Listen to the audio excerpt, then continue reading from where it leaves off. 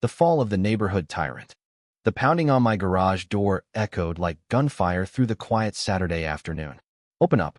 Inspection. The voice was sharp, cutting through the hum of my welding torch. I lifted my visor, sweat beading on my forehead in the Texas heat, and recognized the shrill tone instantly. It was Evelyn Harper, the self-proclaimed empress of Maple Grove, our suburban Houston neighborhood. What unfolded next would become the most outrageous homeowners association, HOA, saga our community had ever seen, a tale of vengeance, deception, and justice served cold. Evelyn didn't just knock. She assaulted the door, her clipboard a scepter of authority. She called 911 3 times, aiming to ruin my family with lies. She thought she held all the power, thought she could bully us into submission. But she made one fatal mistake. She didn't know the 911 dispatcher answering her calls was my wife, Laura. The woman she expected to send police to our doorstep shared my bed every night. Let me rewind 2 weeks to the HOA meeting that sparked this war. It was June 12th, a muggy evening in the Maple Grove Community Center. I'd stumbled onto something that made my blood boil. Invoices from a company called Iron Lock Solutions for a proposed security gate project. The company was owned by Evelyn's brother, and the numbers didn't add up. Standing before 47 neighbors, I held up the evidence.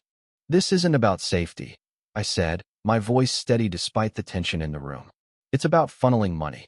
They're charging $2.5 million for a gate that costs $800,000 in Pinewood Estates. That's a $1.7 million gap. Where's it going? The room buzzed with whispers.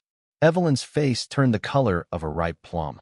3 neighbors who'd challenged her before caught my eye, their expressions screaming one thing. I'd just made myself a target.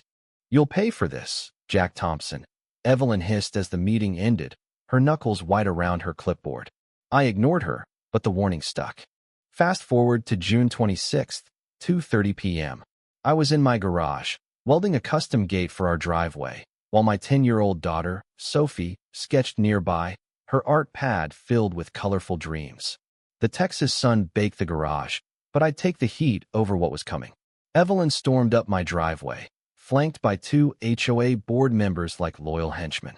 Her power suit clung to her despite the 90-degree weather, that clipboard ever present. I'm here to inspect for violations, she declared, as if she owned my property. I set down my torch, pushed up my visor, and kept my tone calm.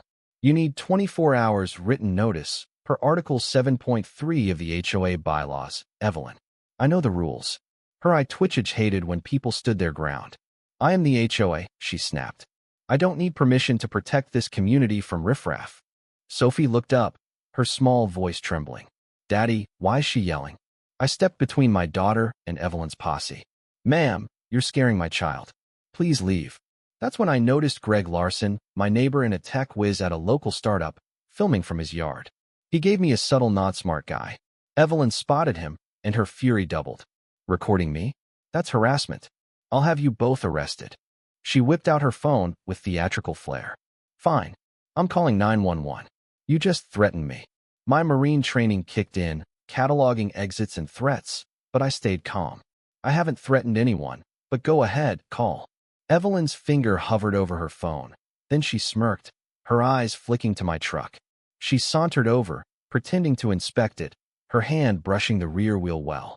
I didn't catch it then, but I should have. Your registration's expired, she lied smoothly. Another violation. Greg called out. Actually, I can see the sticker.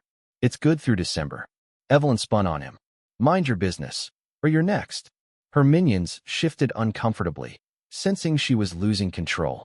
I kept my voice level. Evelyn, leave now. She dialed 911, making sure we saw. Yes, I need police at 451 Maple Grove Drive. I'm being threatened by a violent neighbor. What Evelyn didn't know was that Laura, my wife of 8 years, had started her shift at the Houston Emergency Response Center an hour earlier. Laura never mixed personal and professional life. But today, that line would blur. Evelyn paced, gesturing wildly on the phone. He's holding a weapon. I fear for my life. She pointed at my welding torch, off and cooling for 5 minutes. Sophie pressed against my leg, trembling. I scooped her up, whispering, "It's okay, sweetheart. Just a confused lady having a bad day." Evelyn hung up with a triumphant smirk. "Police are coming, Thompson." We'll see how tough you are. As her board members urged her to the sidewalk, she turned back, her voice low and venomous, locking eyes with Sophie. Such a pretty girl. Be a shame if something happened at school tomorrow. My fist clenched, every instinct screaming to protect my daughter. Evelyn's smile widened, feeding off my reaction. See you at drop-off. Greg's camera caught it all, including my struggle to stay composed. As they left, I held Sophie tighter, my mind racing. This wasn't about HOA rules anymore. Evelyn had threatened my child.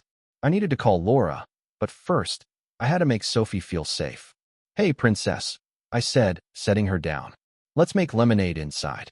My hands shook, not from the confrontation, but from what Evelyn had just unleashed. At the Houston Emergency Response Center, Laura's console lit up at 2:45 p.m. She slipped on her headset, unaware her world was about to collide with her work. 911, what's your emergency? The voice on the line froze her blood. I'm at 451 Maple Grove Drive. A violent neighbor is threatening me with a weapon. It was Evelyn Harper, unmistakable in her entitled shrillness. Laura's fingers hesitated over the keyboard. Her supervisor, Karen, mouthed, "You okay?" Laura nodded, forcing herself to follow protocol despite her pounding heart. This was her job, her duty, even if the address was her home. "Ma'am, describe the threat," Laura said, hitting record. Evelyn's drama escalated. He's holding a blowtorch aggressively. He threatened bodily harm. I'm the HOA president, just doing my job, and he's acting like a terrorist. Laura's hand clenched under the desk. A blowtorch?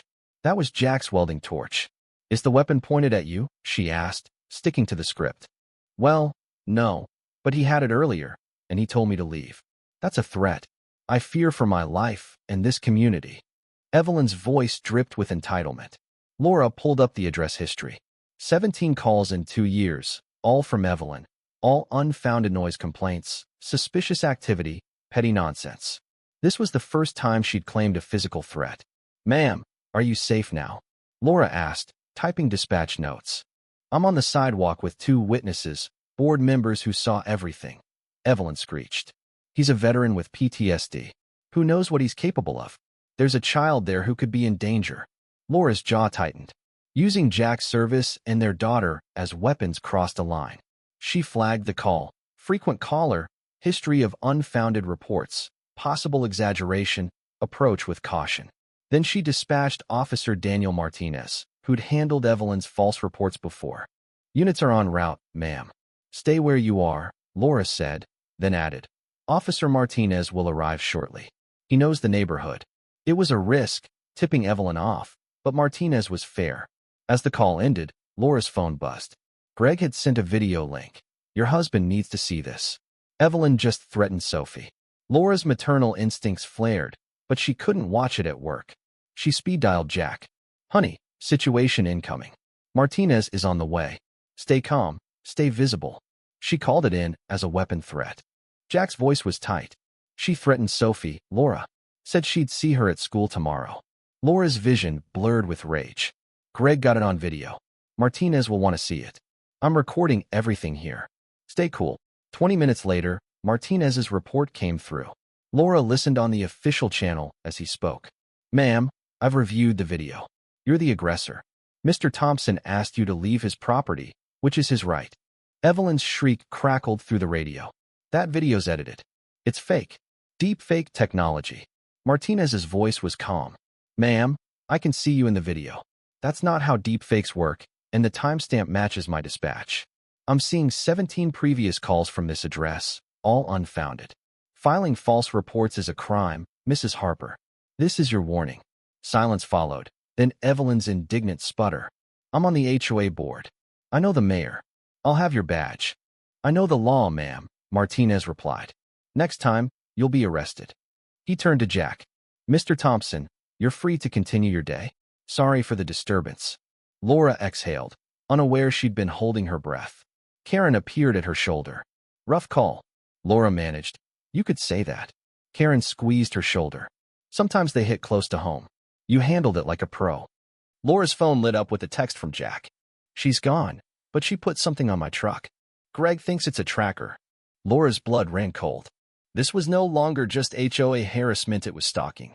The Houston sun rose on Monday, June 28th, casting long shadows across Maple Grove, but the light couldn't erase the darkness Evelyn Harper had unleashed. I stepped outside at 7 a.m. to find my truck vandalized, the word danger scrawled in red spray painted across the hood. That was just the beginning. Posters littered the neighborhood stapled to telephone poles, taped to stop signs, even stuck on mailboxes.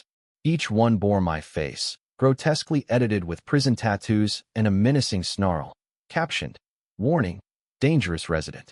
A QR code linked to a website screaming, "Unstable veteran Jack Thompson, a threat to our children." The site was hosted on the HOA's public Wi-Fi, a sloppy move that reeked of Evelyn's handiwork. Neighbors glanced at their phones during morning walks, some crossing the street to avoid me. My phone buzzed with texts from supportive friends, but others had blocked my number. The poison was spreading. Inside, Laura was comforting Sophie, who refused to get dressed for school. "Sweetie, you need to go," Laura said gently. Sophie clutched her stuffed rabbit, whispering, "I don't want to. Mia's mom said bad things about Daddy." My heart broke. "What things, princess?" I asked, kneeling beside her. Tears welled in her eyes. "She said you hurt people, that you're dangerous." "Is it true, Daddy?" The question hit harder than any combat I'd faced in Iraq. "No, baby," I said, forcing calm. "Marines protect people. That's what I do." But the damage was done, and it worsened by midday. At 11:30, my phone rang with the call every parent dreads. "Mr. Thompson, this is Principal Rivera. You need to pick up Sophie. There's been an incident." I broke every speed limit to reach Maple Grove Elementary. Sophie sat in the nurse's office, knees scraped, her favorite dress torn. Between sobs, she recounted how 5 kids, led by Mia Harper, Evelyn's grandniece, had surrounded her at recess, chanting, "Killer's daughter." Mia had pushed Sophie into the mud when she tried to flee. Her backpack was emptied, her drawings trampled. The teacher on duty claimed she was too busy to notice, later admitting she avoided HOA drama. I held Sophie as she cried, my rage barely contained. This wasn't about fines or rules anymore. Evelyn was weaponizing children. By 3 p.m., Greg showed up at my door with gear straight out of a spy flick.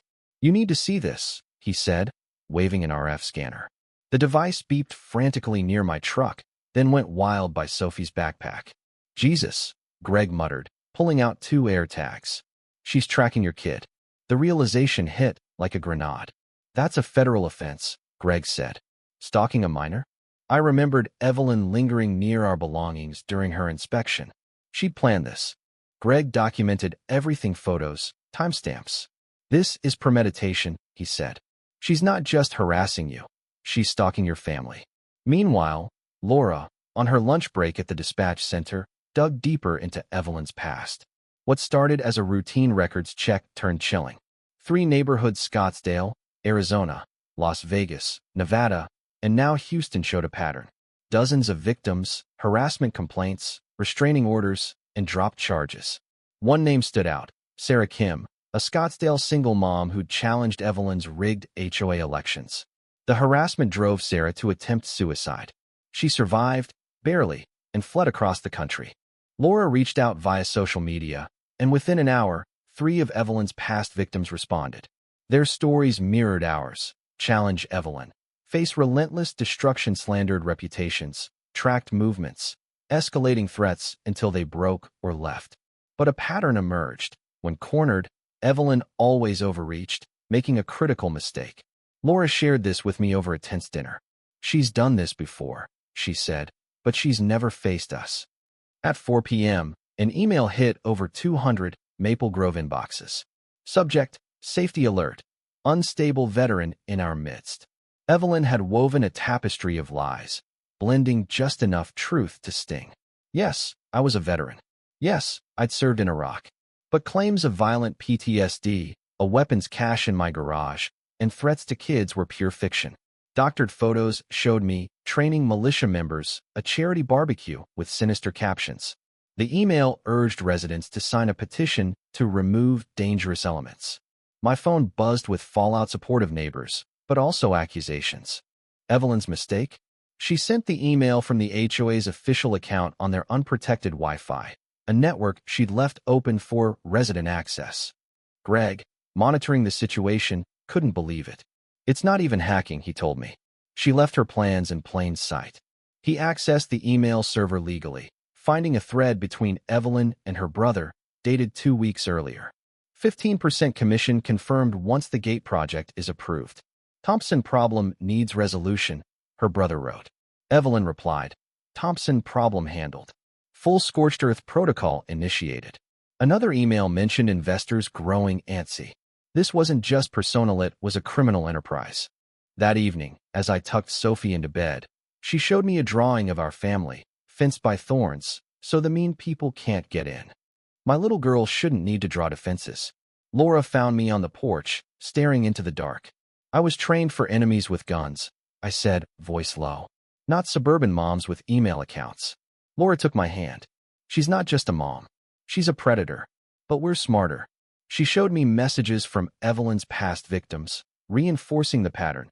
Evelyn escalated to illegal acts when desperate. As if on cue, my phone buzzed with a forwarded email from Greg. Evelyn had messaged a special contact, subject, Phase 2 ready. The text was chilling. Need the nuclear option. The girl's school schedule is attached. Make it believable. Attached was Sophie's routine pickup times, activities, and even our usual school entrance. I stood, fury rising. She's targeting Sophie again. Laura grabbed my arm. This is what she wants, a reaction she can twist. We're smarter than that. She was right, but the rage burned. Thursday evening brought stifling heat. Sophie hadn't been to school since Monday, her drawings now featuring moats with alligators to eat the bad people. At 8:30 p.m., our doorbell rang. Laura checked the security camera, a nervous man in his 30s, shifting from foot to foot. Says his name's Tom Wheeler, she told me. We answered together, my hand near my phone. Tom's words spilled out, rehearsed. Hi, I'm new on Oakdale Street. I saw something concerning earlier. His phone rang, cutting him off. A shrill voice screamed through the speaker, audible from feet away. What are you doing, Tom? That's not the script. Get out of there. It was Evelyn. Tom stammered, then bolted to his car. Laura raised an eyebrow. Well, that was subtle. Whatever Evelyn was planning, she'd tipped her hand. At 8:45, Laura's work phone buzzed with a text from her supervisor, Ellen. Heads up. Weird call coming in about your street. The caller sounds scripted. Laura's stomach dropped. She'd requested not to handle calls from our address after Saturday, but she needed to know. 10 minutes later, the 911 call hit her colleague Derek's line. Laura listened on the training channel as Tom Wheeler delivered his performance. Suspicious activity at 451 Maple Grove Drive. Possible narcotics transaction. His voice was robotic, breathing off. Describe what you saw, Derek prompted. Tom rattled off drug slang Googled minutes earlier. Small packages exchanged for cash. Multiple visitors. Classic distribution pattern. Laura messaged Derek. Check the caller's background. Something's off. Derek pulled up Tom Wheeler. Failed actor, $500 deposited to his account that morning, traced to a shell company linked to Evelyn's brother. The puzzle pieces clicked. By 10 p.m., the K-9 unit arrived at our house. Laura had warned me, so I was ready, every light on, garage open, hands visible. Officers, check anywhere you need, I said. My daughter's asleep upstairs. Please keep it quiet. Officer Lisa Chun led the unit, her German Shepherd, Max, sniffing methodically. Nothing in the garage, truck, or yard. Then Max went berserk, pulling toward the street where Evelyn's white SUV sat, parked 3 houses down 4, HOA observation. Max alerted hard on the vehicle. Chin looked uneasy. Ma'am, step out of the vehicle. Evelyn emerged, indignant. This is harassment. That dog's broken. The search revealed 3 bottles of diet pills from an overseas site, labeled Super Slim, containing amphetamine analoxanoff to trigger any drug dog. The shipping labels bore Evelyn's name and credit card. Those aren't mine, she screeched. He planted them. Entrapment. Tom Wheeler, watching from down the street, crumbled. She paid me $500, he blurted to officers. Said it was to scare them. I've got Venmo receipts. I didn't know about drugs. I've got a kid. His confession spilled. Evelyn's script, coaching sessions, promises of more cash.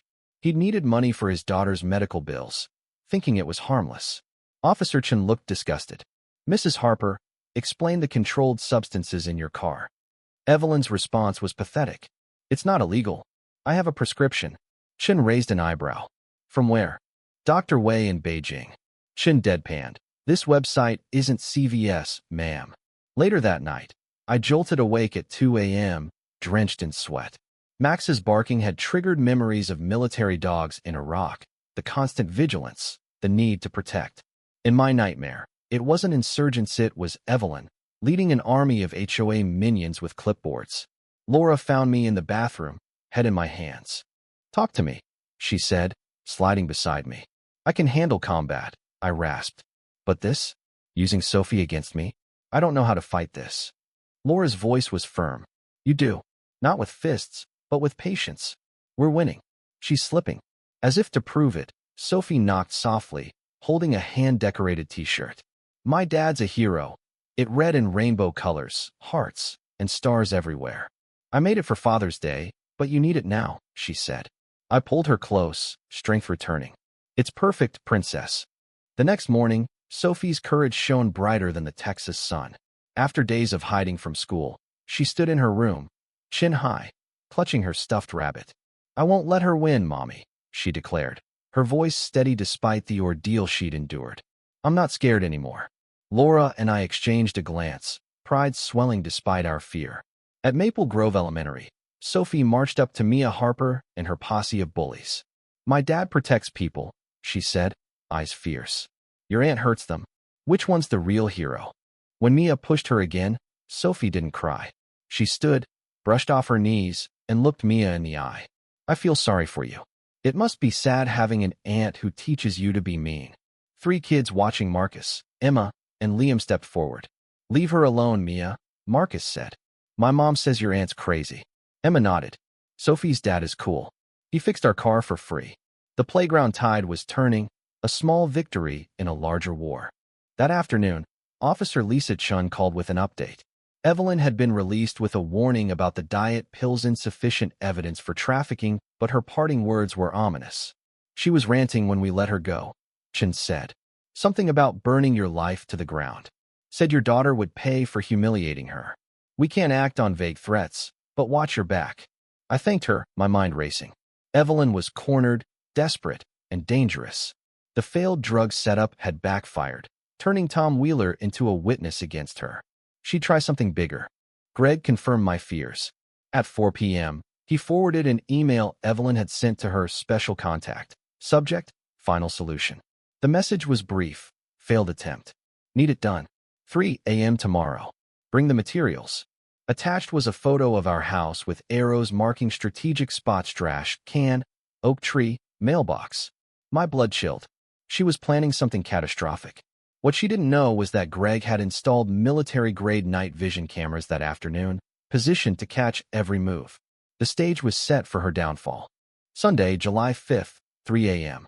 The 4th of July fireworks had faded, leaving Maple Grove in eerie silence. I lay awake, my old Marine instincts proclaiming a warning that had saved me in Iraq. Slipping out of bed, I checked the new camera feeds. The infrared images showed quiet streets, then a figure in black creeping along our fence, dodging what they thought were blind spots. But Evelyn didn't know about the new cameras.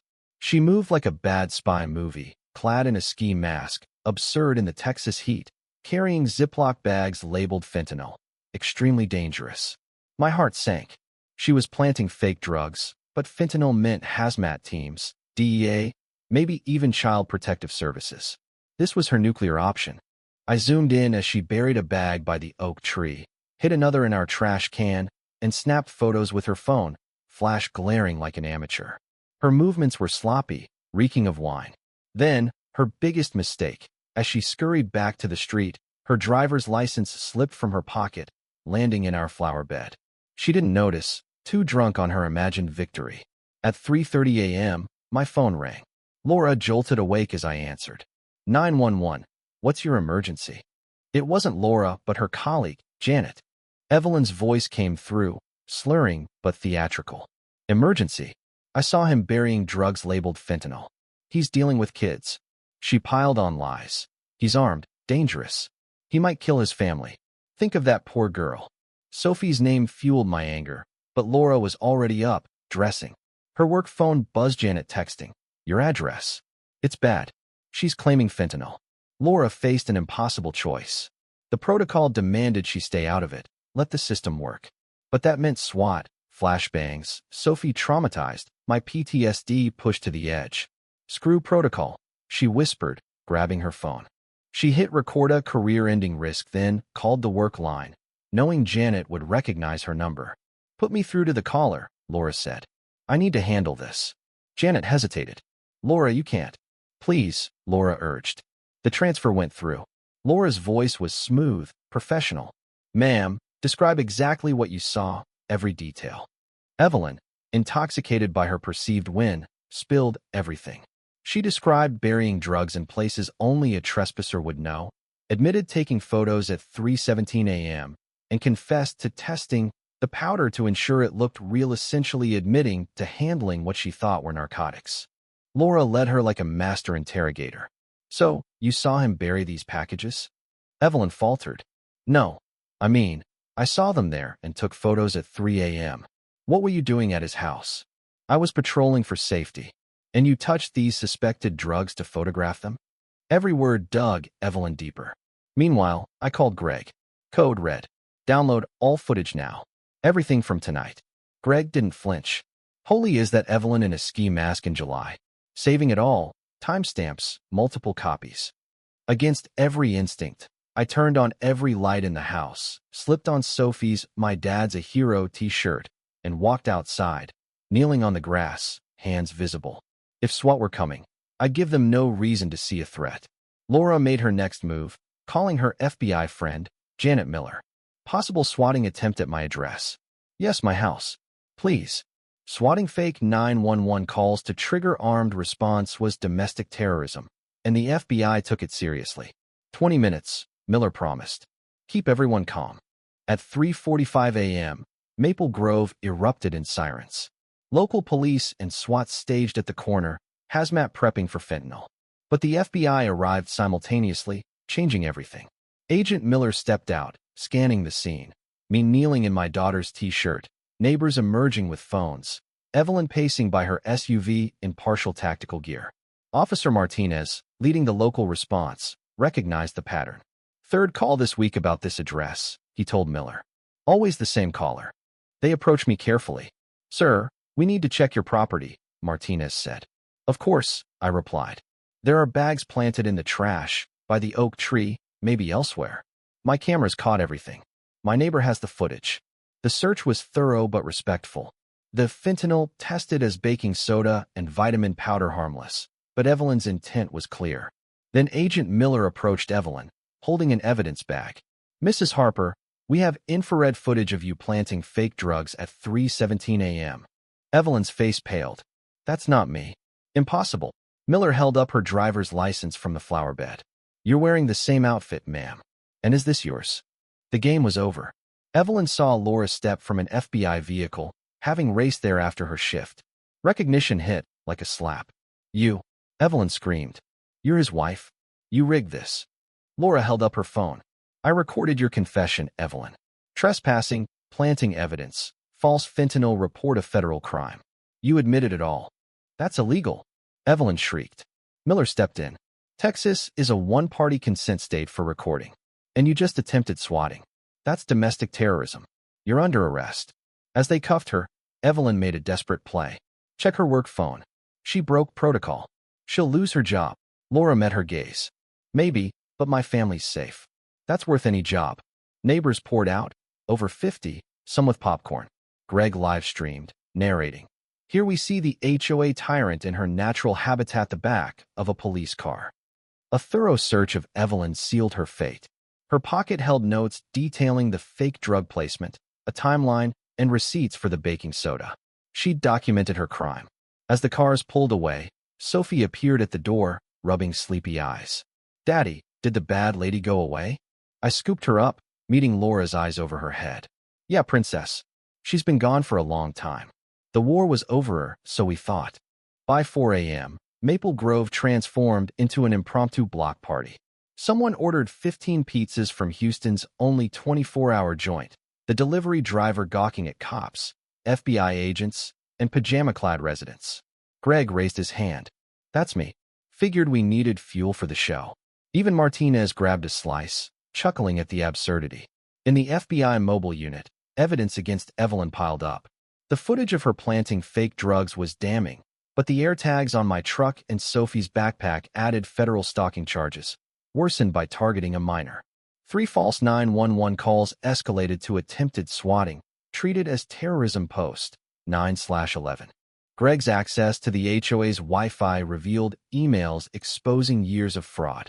A search of Evelyn's SUV uncovered 3 burner phones with threatening messages to residents and a ledger detailing $200,000 in bribes and embezzlement. She'd run Maple Grove like a mafia. Evelyn unraveled as they processed her, screaming, "I am the HOA." Thompson ruined everything. Agent Miller recorded every word. "How did he ruin things, Mrs. Harper?" "My commission, $375,000. I earned that." Evelyn spat, oblivious to the hole she was digging. "These peasants don't deserve nice things. I was improving property values." Her rant confessed to hiring Tom Wheeler, planting AirTags, and orchestrating Mia's bullying. She admitted to uninvestigated crimes: sugar in gas tanks, poison gardens, terror across 3 states. The crowd watched, stunned, as Evelyn's empire crumbled. As Evelyn Harper's tirade echoed through the pre-dawn chaos of Maple Grove, the neighborhood stood witness to her unraveling. Her screams of entitlement, "I am the HOA," were drowned out by the arrival of a sleek Rolls-Royce at 4:30 a.m. Outstepped Charles Harper, Evelyn's second ex-husband, immaculate in a tailored suit despite the hour.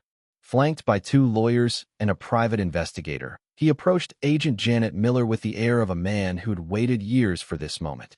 "Agent Miller, I'm Charles Harper," he said, handing over a USB drive.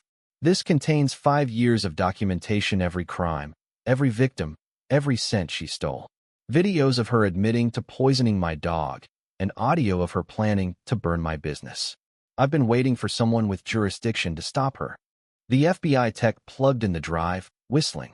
She documented her crimes. Charles's smile was cold. "She bragged during wine nights. Never knew I had cameras in my own home." He turned to Laura and me. "I'm sorry it got this far. I tried to warn people, but she silenced them. You're the first to stand up to her and win." His words carried weight, but the night's surprises weren't over. 3 HOA board members, watching Evelyn's empire collapse, chose that moment to break ranks. They approached Officer Lisa Chun, voices trembling. "She forced us to support her," stammered Ellen Price, the first. "She had dirt on everyone: photos, financial records, affairs. If we didn't vote her way, she'd destroy us." Ellen produced recordings of Evelyn's threats, evidence of her blackmail. The second member, Maria Gomez, cried openly. "She threatened to report my son's immigration status. He's DACA, trying to finish college. I couldn't risk it." Even Evelyn's staunchest ally, Roger Klein, cracked. "I helped her because I believed in strong leadership. I didn't know about the theft, the stalking the children. My God, she went after children." Within an hour, the FBI had 7 witnesses ready to testify. Evelyn's kingdom was in ruins, but the fallout hit closer to home for Laura. Her supervisor, Tom Reynolds, arrived at 5 a.m., having monitored the situation. "Laura, you recorded a call without authorization," he said formally, the crowd hushing. "That's a 2-week unpaid suspension, pending investigation." The neighbors erupted in protest, but Tom raised a hand.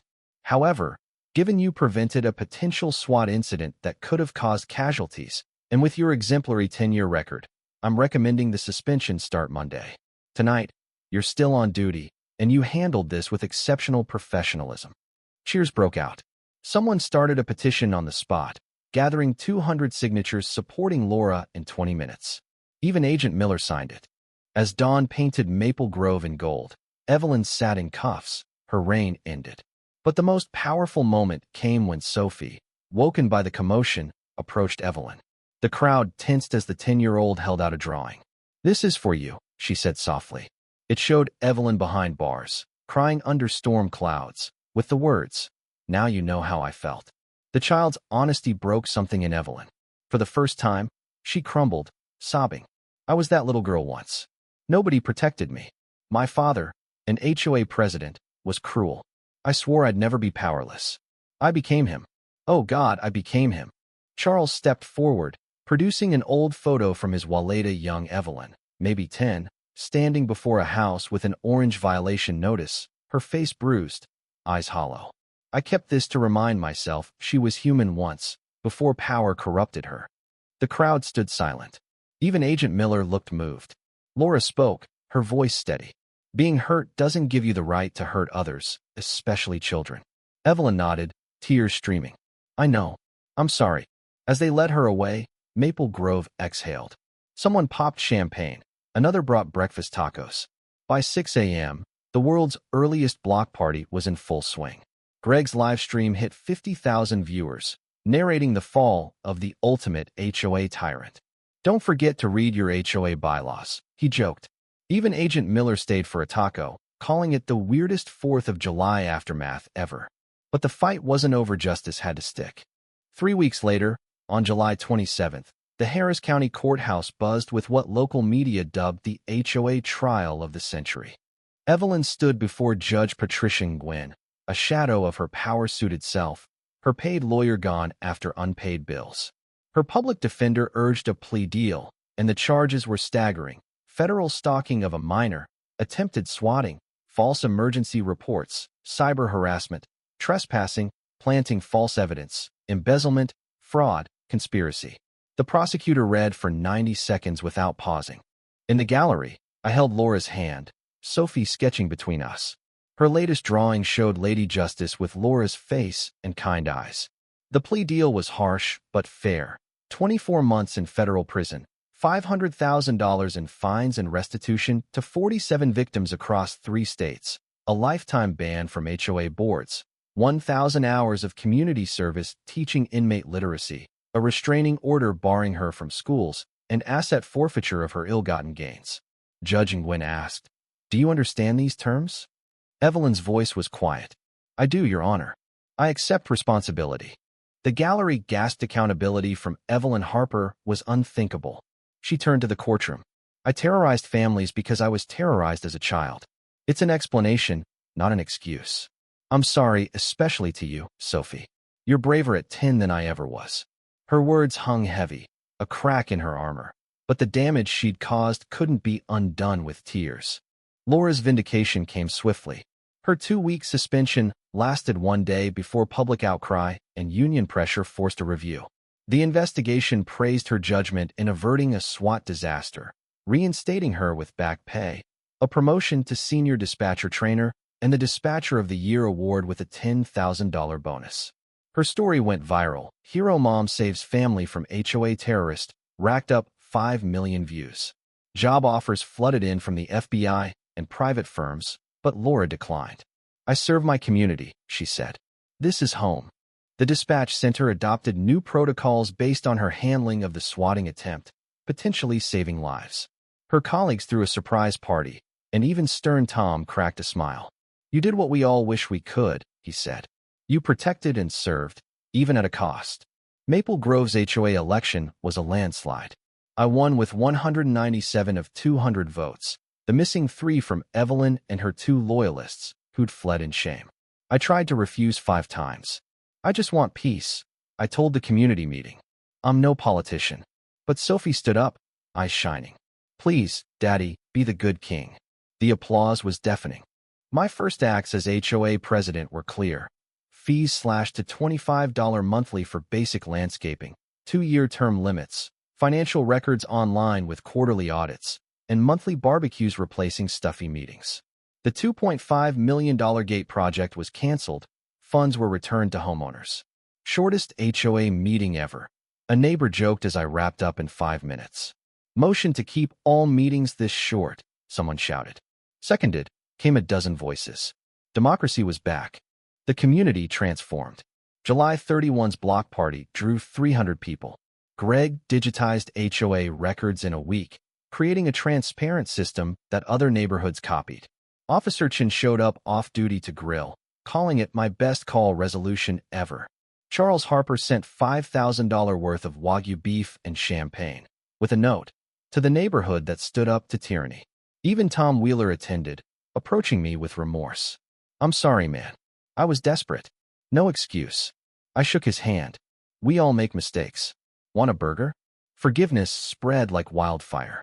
From prison, Evelyn's letters arrived monthly, typed in Comic Sans on ancient computers. The first nearly went in the trash, but Laura urged me to read it. Dear Thompsons, I'm sorry for everything. P.S. I'm teaching 20 inmates to read. Found my purpose. By month 2, got my GED. I'm not stupid, just scared. Thank you for stopping me. Month 6, teaching 200 women to read. Warden wants to expand. Sophie's drawing hangs in my cell. Tell her to be better. We sent textbooks and supplies.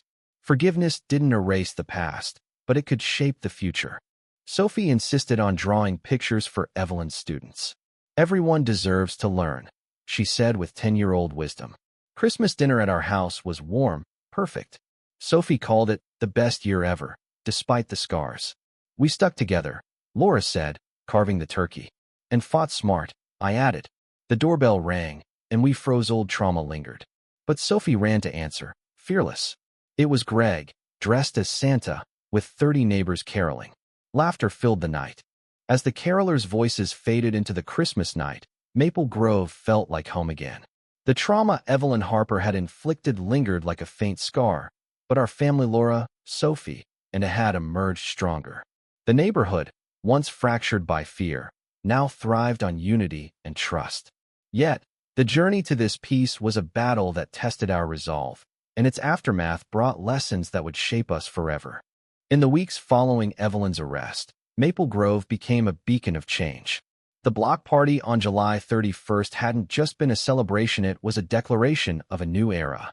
Neighbors who'd once avoided eye contact now shared coffee on porches, swapped stories, and planned community projects. Greg Larson's digitized HOA records, accessible to all, inspired 3 nearby neighborhoods to overhaul their associations. His live stream of Evelyn's downfall, now at 2.1 million views, sparked a national conversation about HOA abuse. Comments flooded, in half were HOA horror stories, half were demands for a Netflix series. Always record everything, Greg quipped in his final stream, a mantra Maple Grove adopted. Sophie's courage continued to inspire. After facing down her bullies, she became a quiet leader at school. When Maple Grove Elementary launched an anti-bullying program, funded by proceeds from I Survived HOA Tyrant 2024 t-shirts, Sophie volunteered to speak. Bullies hurt because they're hurting, she told a room of parents and kids, her voice steady. But you don't have to be afraid. Stand up, and people will stand with you. The crowd applauded, and I caught Laura wiping away a tear. Our 10-year-old was braver than I'd ever been in combat. Laura's career soared despite the risks she'd taken. The Dispatcher of the Year award came with a spotlight she hadn't sought, but she used it to advocate for better swatting prevention. Her new protocols were adopted statewide, training dispatchers to spot false calls and coordinate with law enforcement to avoid deadly escalations. At the Dispatch Center's annual gala, colleagues toasted her as the one who fought for her family and won. Laura, ever humble, redirected the praise. I just did my job, she said, but her eyes shone with pride. My role as HOA president was less glamorous, but just as transformative. The first community barbecue, held in August, drew 200 residents. We grilled burgers, shared stories, and voted on a new playground, funded by the canceled Gate Project's refund. Meetings stayed short, transparent, and open. When a neighbor suggested renaming the community center after Sophie for her bravery, I laughed it off, but Sophie blushed. I just want a swing set, she said, and the crowd roared. Maple Grove was no longer Evelyn's kingdom, it was ours. Evelyn's transformation, though distant, was the most surprising. Her letters from prison grew more reflective. By her 9th month, she wrote, I'm teaching 500 women to read and write. Some are mothers who want to read bedtime stories to their kids someday. I never knew I could help anyone. She'd started drafting children's books about kindness and redemption, sending rough drafts to Sophie for feedback. Sophie, with her boundless heart, volunteered to illustrate the first one. Everyone deserves a second chance, she told us, sketching a character who looked suspiciously like Evelyn, but with a hopeful smile. We sent more supplies, crayons, paper, teaching guides not out of obligation, but because Sophie believed in redemption. Laura and I struggled with it. Forgiveness didn't erase the nights we'd lain awake, fearing for our daughter. Yet, seeing Evelyn's students send thank you notes, some in shaky handwriting, softened the edges of our anger. She's not the same person, Laura said one evening, reading a letter about a prisoner reuniting with her daughter through literacy. Maybe Sophie's right. Maybe people can change. Christmas dinner marked the end of our hardest year and the start of our brightest. Sophie's declaration, "best year ever," rang true, not because the pain was gone, but because we'd faced it together. As we tucked her into bed, she asked, "Do you think Mrs. Evelyn's happy now?" Laura considered carefully. "I think she's learning to be. Sometimes, people need to lose everything to find who they are." Sophie nodded, sleepy. "Like in my drawings. You need dark colors to make the bright ones shine." I kissed her forehead, marveling at her wisdom. The legal aftermath tied up loose ends. Evelyn's 24-month sentence held firm, her fines and restitution draining her accounts. The 47 victims across 3 states received compensation, with Sarah Kim, the Scottsdale survivor, using hers to start a nonprofit for HOA abuse victims. Charles Harper's evidence led to indictments against Evelyn's brother and his shell companies, dismantling their Gate Project scam. The 3 HOA board members who flipped faced probation but were welcomed back to Maple Grove after public apologies. "We were scared, too," Maria Gomez said at a barbecue. "You showed us how to be brave." Maple Grove's story spread beyond Houston. A local news segment led to national coverage, with Laura and me declining most interviews. "Let the community speak," we said.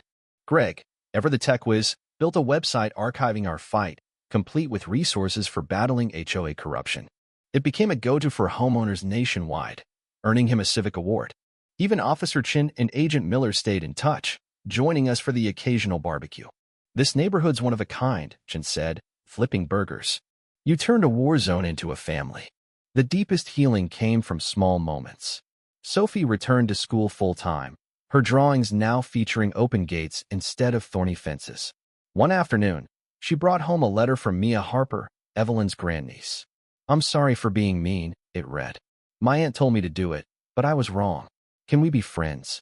Sophie invited her to the playground, and soon, they were swapping crayons. "She's not bad," Sophie told us. "She just needed someone to be nice." If a 10-year-old could bridge that gap, maybe there was hope for us all. By spring, Maple Grove hosted its first annual Unity Day, a festival celebrating resilience. Stalls lined the community center, offering tacos, face painting, and a Bury the HOA drama booth where kids smashed piñatas shaped like clipboards. Sophie's anti-bullying program presented awards, and Laura gave a keynote on community strength. I watched from the crowd, wearing Sophie's "My Dad's a Hero" t-shirt, now a neighborhood favorite. Greg live-streamed the event, joking, "No tyrants today, just tacos." The video hit 500,000 views, with comments praising Maple Grove's comeback. Evelyn's final letter arrived that May, a year after her arrest. "I'm eligible for parole soon," she wrote. "I don't expect forgiveness, but I want you to know I'm different." Sophie's drawings remind me every day to be better. I'm dedicating my life to teaching, to making amends. She included a draft of her first published children's book, The Girl Who Learned to Share, with Sophie's illustrations. The dedication read, "To Sophie Thompson, who showed me kindness when I deserved none." We framed it in Sophie's room, a reminder that even the darkest stories could end in light. Our family found peace in routine Saturday barbecues, Laura's late-night shifts, Sophie's art classes. The nightmares faded, replaced by dreams of open fields and laughter. Maple Grove wasn't perfect.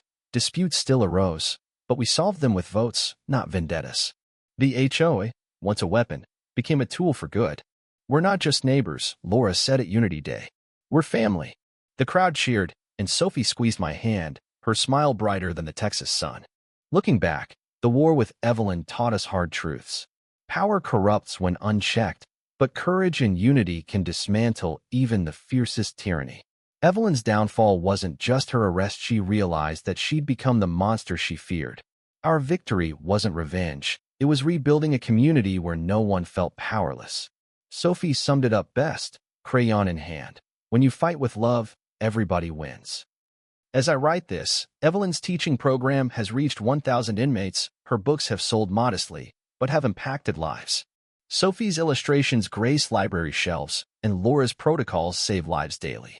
Me? I'm just a Marine-turned-dad, happy to grill burgers and keep meetings short. Maple Grove is home, not because of its manicured lawns, but because of its people. We fought smart, loved fiercely, and proved that no tyrant is untouchable when a family stands together. Thank you for joining the Thompson family's journey through the fall of the neighborhood tyrant. This story isn't just about one HOA gone wrong, it's about standing up to bullying, fighting injustice, and finding redemption in unexpected places.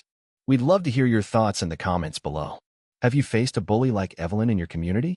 Do you believe in second chances, or should justice be absolute? Share your stance on bullying and injustice. Your voice matters. Let's spark a conversation about how we can build stronger, kinder communities together.